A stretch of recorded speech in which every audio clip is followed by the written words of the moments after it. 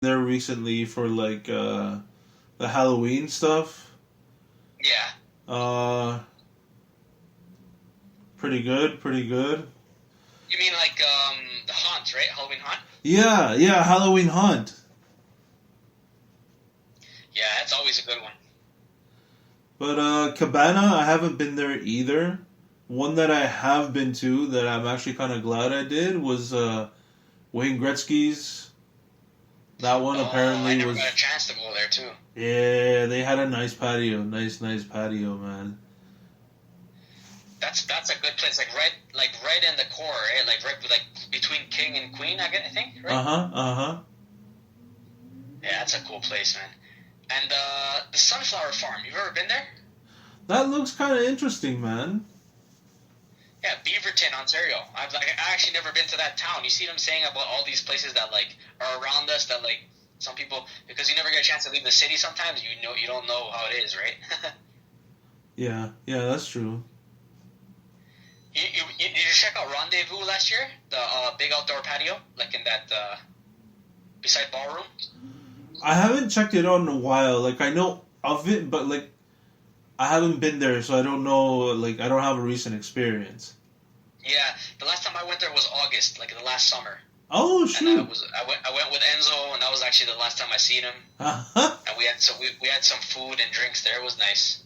Okay. They have a pretty good view of the CN Tower, like right in the. It's like a big open space there, right? Like they converted it into that, like an open patio. Yeah. Yeah, I think it looked like it used to be like a parking lot or something, or normally is a parking lot. Yeah, But man. I'd like to check out. I'd like to check out if people are like. I mean, if it's like obviously it's going to be nice, but whenever it does get nice, Wet and Wild, That'd be really cool, it's like a man. water park. Yeah. The only thing with that is I don't want to wet my phone, but that's okay. I'll go. Phone resistant case. Oh Water yeah. resistant. Just put it in like some saran wrap, man. You'll be fine. Did you hear me say phone resistant? Yeah, yeah. You want to get a phone resistant phone? Yeah, but that one's not even too far. It's Brampton. $42 a person. That's not. What do you think about that? It's like a good price, Yeah, that's all right. That's like Wonderland, like prices. right? Like it's like event kind of prices. The last time I remember I went to CNE, it was like same thing a couple years ago, and I remember trying so hard at one thing, like those ones to get like you see one certain type of bear or toy there, and you're like, I want that for my room. And I was trying for like 2 hours to get some bear, like throwing a ball. Oh. And everyone was like, Matthew, let's go. I'm like, no, I'm getting that bear. I don't care. Like, I don't care. They're like, Matthew, so little kids want to go behind you. I'm like, okay, but I'm still getting that bear. Like, I'll go behind him. You know what I mean? So, Man, another thing I miss from the CNE are the deals from the pavilions, man. Holy. oh, yeah. What'd you get? Like, what was the last thing you got? Like, a little Oh, deal. I clean up there, man. I usually get like deodorant, some clothes, wallets. They're really good to get there. And then if you're really looking to get like big ticket stuff, they have ridiculous deals on like TVs. Right? Yeah. Yeah. So like, there's always a deal, pretty much. Oh yeah, yeah. Like I remember, It's not I the got black like a market, is rice it? cooker, fucking $30 rice cooker for $10. Done deal, man. What? Yeah, And that works? Like, it works good? There's no defects? yeah. It makes me rice. It Does the job. exactly. Plus, there's always these nice little things, like say, you bring in a girl there, right? And you're Oh walking yeah, it's like a through, romantic thing, right? and it's not. Yeah. Yeah, they're like, okay, it's not so hard on the wallet if you know what to look for. Oh, definitely. Yeah, you're not going to. This is not. We're not talking about like a $200 night at Jack Astor's or something. You know what I mean? Or something like that. Yeah. But yeah, no, it's good. It's good. It's definitely a good date spot for sure. Yeah, for sure, You'll see lots of man. couples there. Yeah, you can check out the food, the games, the rides. You got that zip Even line. Yeah, sorry. You got that zip line thing, man. Oh yeah, definitely. I want to check that out. See, that thing is just high enough where I'm not afraid of it. So it's good. I mean, it's just look not too far up, you know. Oh yeah, it's not too far. Like the most that'll happen is you might like break a leg if you fall. Yeah. Right? You'll live. You'll live. But also, that's a good luck thing, right? Like break a leg. So, you know. Break a leg. Oh. No, man. No, it's, you know what? Like, what I liked about it, too, was, like, everyone seemed like it's very chill and everything like that. I wonder how they'll do it this year with COVID. Are they restricting the numbers, or, I guess, distance? Like, how do you distance in that? That's another thing, right? They like, probably restrict the numbers. Yeah, because you're obviously going to have to still be wearing masks, but I remember when I was going there, it was, like, packed, you know what I'm saying? Like, everywhere, like... Basically, like, if you went to the States, like, if there's any American listeners, it's basically like if you went to, like, a county fair. You know? It's our version of that. Ah. Right? Because they have, like, you know, they have those, like, little rides and stuff like that, right?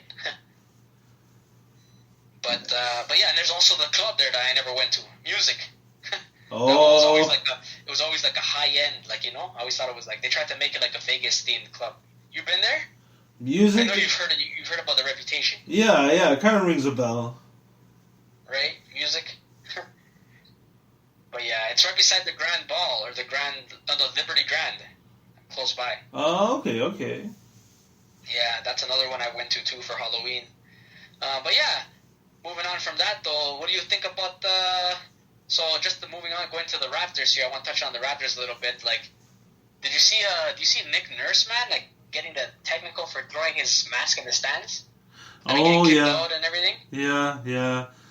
That's unfortunate, man. What can I say? Yeah. Honestly, man, this is what I will say about that. He's a passionate coach. He's very passionate about the team. He wants the team to win. He's very, you know, like, how do you say, like, opinionated. Like, he's not afraid to say if the refs do a bad job, he's going to let them know in a not so nice way, you know? And he doesn't care if he gets fined. You know, he gets frustrated with the refs. I don't know if it's just me or if it's just, like, because we live in Canada, we have a Canadian bias, but a lot of times, like, I feel like the Raptors, like, kind of, they get a bad rap from the American media, and maybe even the refs are sometimes biased. Like, they tend to call less fouls against them than the other team, or I don't know if it's just, like, I don't know what it is, if that's, like, just a coincidence thing, or if it's, like, on purpose, or what do you think about that? Because I think that's what, like, why they get so mad and frustrated. Yeah, I mean, I think a lot of the time it can be just more, like, stuff that is happening right in front of his face, and, like, he knows how to fix them, right? In terms of just the stuff that's in his control, right? Like the players. Yeah. Because sometimes, like, there's so many other different factors, man. Yeah. Sometimes maybe the record's in their feelings, who knows? You know? But yeah, no, and the thing is, you never know. Like, maybe what he's saying is actually very disrespectful, and, like, no one's going to want to work with you or help if you're just getting, like, yelled at like that, you know? Or, like, I mean, just, like, cursed at, but they're probably used to it, though. Oh, yeah, I mean, everybody curses, man. I mean... Yeah. I mean, sports is not for the faint of ears or faint of heart, you know? Oh, yeah, I mean, it's kind of, like, one of the most interesting parts. Like, when you go to a live game... And you just hear them, you know, trash-talking each other and cussing and, oh, shoot, you know, I missed the layup or whatever, right? Yeah. What I always do say is, like, if kids ever do go there, like, and they're in the stands and they're fans, they learn a lot. Yeah. They learn a lot, and it could shape the way they're, like, what kind of fan that kid is going to grow up to be, right? They'll learn it anyway. Yeah, it's like, yeah, that's true. It's like, let's say we go to that kid's schoolyard. I bet you there's some stuff being talked about there. Recess. Yeah, that's what I feel like will always be a constant, man. Like, I remember, you know, when I was that age, too, we're all learning how to swear and shoot in, like, middle school? Like, there's no innocent people there around now. Like, remember when you were learning how to swear? Like you were just like, shit. Oh yeah, and the thing is, like, you would do it, and like you would come home and act like nothing, you know. But at school, you were something else. Oh yeah, the F-bomb was just like, whoa. I remember one time I said it, and then my parents were like, Matthew, what are you doing? Don't say that.